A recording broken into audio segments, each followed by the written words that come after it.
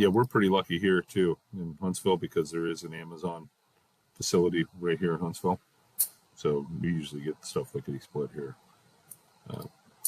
But one of the problems that we have in software design and implementation of software is this triangle right here. Check it out. We have the security up top, the functionality bottom left, and the user friendliness on bottom right. So there's a little ball that I put right into the middle. Okay, and the ball is whatever application that you are developing, right? So if your ball of your application goes closer to the user friendliness, then usually what happens is the functionality will also move that way, and the security will move that way, right? Whereas if we take that same ball and it's back in the middle, we put it towards the functionality, then typically what we see, usually what we see is the security moves to the functionality, and user friendliness would maybe move there as well, right?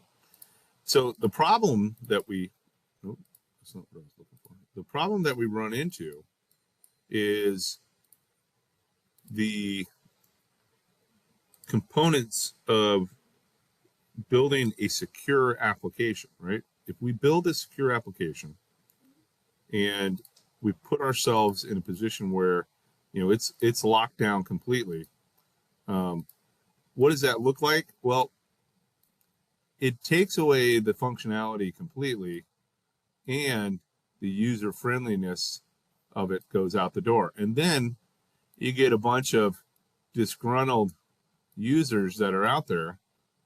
So typically we have to have some sort of feel of how do we make a secure application that still has functionality, but also has a little bit of user friendliness.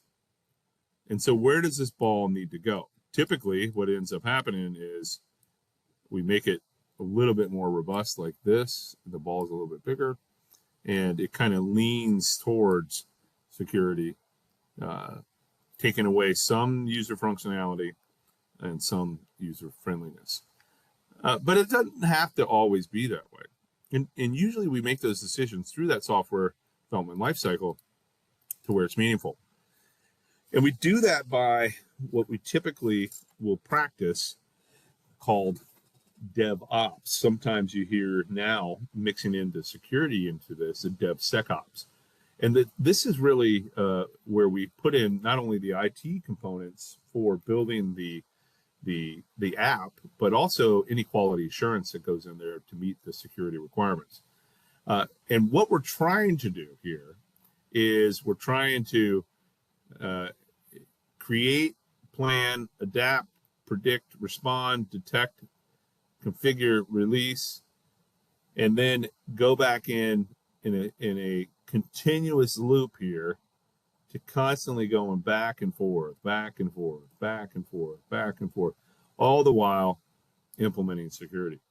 And so we do that in a way that is meaningful. And so many of us that are in the business of software security typically will practice some sort of DevOps or DevSecOps.